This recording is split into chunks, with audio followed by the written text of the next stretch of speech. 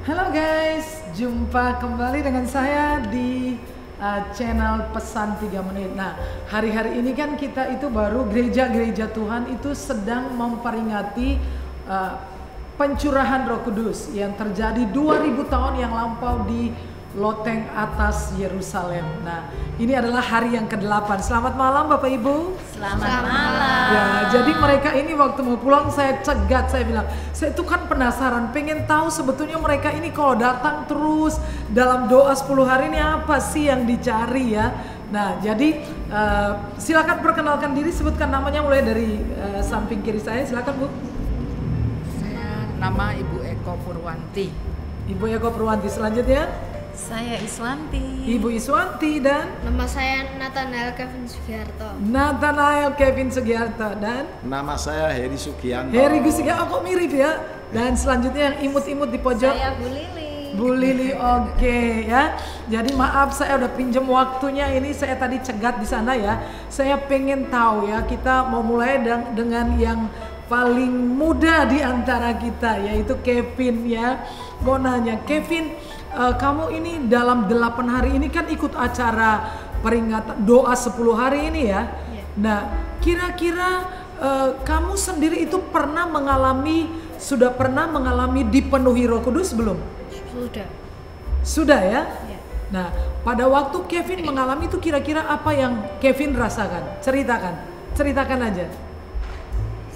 Seperti saya tidak bisa mengontrol diri dan juga saya rasanya tersentuh dengan Roh Kudus. Tersentuh sampai gimana? Tersentuh apanya? Sampai saya menangis. Sampai menangis. Jadi waktu itu terjadi Kevin sedang berdoa atau sedang tidur atau sedang Sedang berdoa. sedang berdoa. Kamu biasanya berdoa setiap hari ya? Iya. Kalau berdoa itu pagi, siang, sore atau malam? Pak, Kamu biasa berdoa pagi, siang, sore atau malam ya? Waktu kamu berdoa dipenuhi Roh Kudus itu, dipenuhi Roh Kudus. kamu lupa? Biasanya pagi, biasanya malam. Oh, jadi kamu merasakan benar-benar seperti dikendalikan, tubuh bergetar, terus kamu berbicara bahasa-bahasa asing gitu ya, bahasa. Iya. Oke, luar biasa ya. Terima kasih Kevin sudah hadir di sini. Kemudian saya mau ke Ibu Iswanti.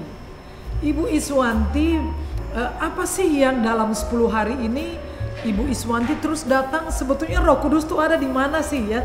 Sehingga kita kok sepertinya mencari-cari beliau ada di mana, apa di jalan raya, apa di satu tempat sehingga kita bisa manggil-manggil. Di mana tuh Roh Kudus, Bu Is? Roh Kudus itu ada di dalam setiap hati kita. Dan di dalam 10 hari pencurahan ini kita akan lebih fokus lagi, kita akan lebih konsentrasi di dalam kita terhubung dengan beliau. Karena Roh Kudus adalah penolong kita. Oke, jadi Ibu mengatakan tadi bahwa Roh Kudus ada di dalam setiap hati kita. Yang dimaksudkan kita itu siapa? Kita, orang-orang pilihannya Tuhan. Orang-orang pilihan.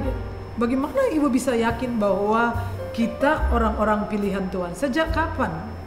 Sejak Yesus menjadi juru selamat di dalam hidup saya. Sejak Yesus ya. Jadi pada waktu seseorang mengakui Yesus sebagai Tuhan dan menerima dia sebagai juru selamat, sejak itulah Yesus tinggal di dalam kita. Dan sejak itu juga Roh Kudus tinggal dalam kita. Ya. Luar biasa sampai sekarang. Sampai Jadi sekarang. waktu kita datang 10 hari itu kita sebetulnya ngapain, Bu?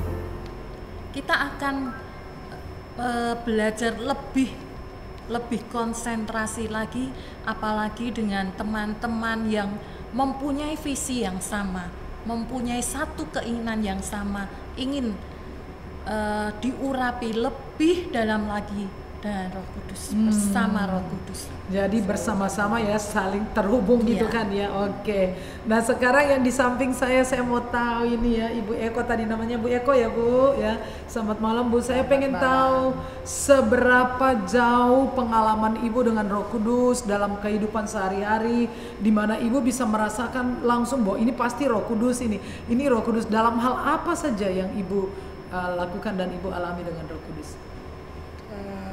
Selamat malam sebelumnya. Saya mengalami banyak sekali dalam kehidupan saya setelah saya mengenal pribadi yang luar biasa bahwa Yesus satu-satunya Tuhan saya mengakui, dan Yesus satu-satunya juru selamat pribadi saya. Di dalam kehidupan saya banyak sekali kejadian-kejadian yang saya rasa itu tidak mungkin dapat saya lakukan tanpa pertolongan Roh Kudus. Contohnya? Terutama dalam anak saya 3 laki-laki semua, itu bukan suatu hal yang mudah untuk mendidik mereka, terutama dalam keimanan, dalam juga pekerjaan atau sekolahnya. Banyak sekali itu saya hanya fokus berdoa dan berdoa. Saat itulah Roh Kudus bekerja dalam kehidupan saya sebagai penolong yang luar biasa.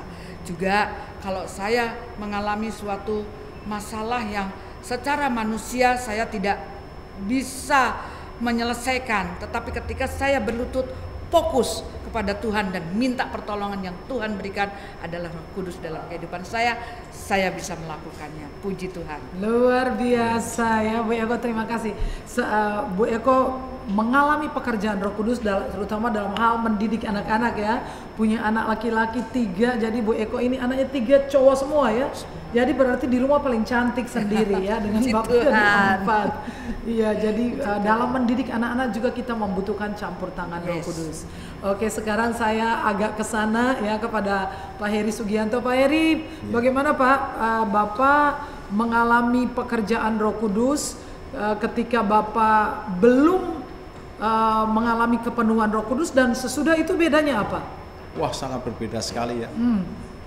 Kita pada waktu sebelum dipenuhi Roh Kudus itu hati kita itu kadang kacau. Belum ada suatu saat itu yang belum bisa saya putuskan, atau belum anak-anak saya atau masalah pekerjaan saya itu belum bisa tuntas. Tapi setelah ada di dalam gereja ini, dalam pencurahan Roh Kudus, sangat-sangat tertolong. Saya sangat-sangat tertolong sekali. Karena apa? Apa yang kami utarakan, apa yang kami sampaikan kepada Tuhan bisa connect sekali, sehingga kami mendapat suatu jawaban dari Tuhan, menguatkan saya, sehingga kami yakin suatu jawaban yang belum terlaksana, tapi kalau Tuhan sudah berjanji pasti akan ditepati dan digenapi. Itu. Oke, jadi Bapak merasa sebelum penuhi Roh Kudus dan sesudah dipenuhi Roh Kudus adalah dalam hal bagaimana mengatasi masalah ya. Baik anak-anak, baik pekerjaan itu bisa langsung connect dengan Tuhan ya. Luar biasa. Nah, sekarang yang paling mungil di pojok sana, saya pengen dengar ini ceritanya ini ya. Saya ada pertanyaan satu ini yang kalau yang menjawab pertanyaan ini harusnya ahli teologi ini ya. Saya mau nanya ya, Bu Lili ya.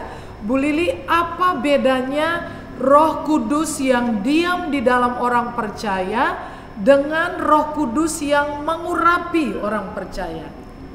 Roh Kudus yang tinggal di dalam orang percaya itu tetap ya selamanya. Jadi sejak menerima Yesus sebagai juru selamat pribadi, Roh Kudus masuk sebagai roh penolong, sebagai roh penasehat, sebagai roh yang mengingatkan tentang kebenaran, dan itu menetap, tidak akan keluar selamanya.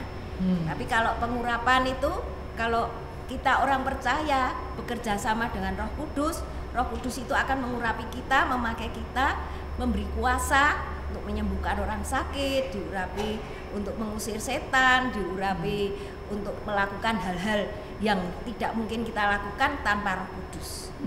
Luar biasa ya. Jadi ada perbedaan antara Roh Kudus live in ya, Roh Kudus tinggal di dalam kita, dan Roh Kudus bekerja melalui kita ya. Dari sebuah Roh Kudus itu adalah memang pribadi yang sama, baik yang tinggal maupun yang mengurapi adalah pribadi yang satu ya, tetapi bekerjanya dengan cara yang berbeda ya. Jadi pengurapan Roh Kudus itu adalah pekerjaan Roh Kudus dalam dimensi yang lain ya, dimensi yang lebih luas, yaitu bekerja melalui kita ya. Tadi Bu Lili mengatakan memberi kuasa. Nah, barangkali mungkin ini yang banyak orang Kristen tidak menyadari ya, karena sampai hari ini orang Kristen itu banyak sekali ya, kalau ada setan takutnya minta ampun ya, nggak bisa usir sendiri, mesti nyari-nyari pendeta untuk ngusir setan.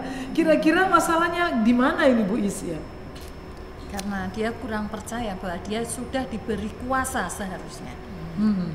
Nggak pede. Nggak pede ya, kurang percaya. Nah tapi Kevin berani nggak ngusir setan Kevin? Berani. Berani, pernah? Pernah. Pernah. Kapan? Kira-kira peristiwanya? Sering gitu ya? Iya. Sering gitu ya? Ngusir setan? Nggak takut toh? Enggak. Kenapa nggak takut? Karena di dalam diri, roh yang di dalam diriku lebih besar daripada Yes. roh yang Luar biasa. Kamu tahu itu ayat firman Tuhan kan 1 Yohanes 4 ayat 4, karena roh yang ada di dalam kita luar biasa ya. Jadi kira-kira apa yang mau disampaikan kepada teman-teman di sana bahwa tentang mengusir setan? Saya mau minta seseorang untuk mengatakannya. Mungkin Pak Heri, kira-kira apa yang bisa membuat kita berani sehingga kita mengusir setan karena Roh Kudus bekerja melalui kita? Kalau kita mau mengusir setan, sebetulnya semua orang itu bisa, tapi ada syarat-syaratnya ya. Kalau orang seperti dukun, syaratnya wah pakai klenik-klenik ya. Tapi kalau dalam Tuhan Yesus Kristus tidak, kita harus berpuasa ya. Pertama harus berpuasa, dan kedua harus berdoa, tekun pada Tuhan. Saya sering kali ya ikut sama ibu pendeta yang sangat luar biasa ini. Saya diajarin, digembleng supaya kita berpuasa dan supaya kita berdoa pada Tuhan, sehingga dalam pengusiran tidak balik kepada kita, tapi kita dapat mengusir benar-benar sampai tuntas. Akhirnya setannya kabur ya. Iya pasti. Sekarang bagaimana Cilili ceritakan ya tentang tadi Cilili katakan bahwa kalau kuasa itu Roh Kudus mengurapi berarti kita bisa menyembuhkan orang-orang sakit ya. Bagaimana caranya kita ada keberanian untuk bisa pergi dan menyembuhkan orang-orang sakit tanpa minta tolong sana sini, kudu orang ini yang nolong, kudu si A, gimana Cilili syaratnya? Kita harus tahu firman Tuhan dan kita yakin, karena Tuhan berkata bahwa setiap firman yang keluar dari mulutku tidak akan kembali dengan sia-sia. Jadi kita pakai pedang roh firman Tuhan, katakan bahwa bilu-bilu Yesus telah menyembuhkan. Tuhan, Engkau berkata bahwa orang percaya menumpang tangan pada si sakit, maka si sakit akan sembuh. Kita harus punya iman, roh iman ini kita tumpang tangan, kita percaya bahwa Roh Kudus telah mengurapi kita. Jadi bukan kita yang menyembuhkan, tapi Roh Kudus melalui kita yang menumpangkan tangan. Jadi harus dengan keyakinan. Iya, luar biasa guys ya. Senang ya malam ini kita dapat pencerahan daripada teman-teman kita ini ya. Jadi menumpangkan tangan, karena Roh Kudus ada di dalam kita, maka Roh Kudus akan bekerja melalui penumpangan tangan. Terima kasih sekali sudah hadir di Pesan 3 Menit, dan sampai jumpa kembali. Bye bye.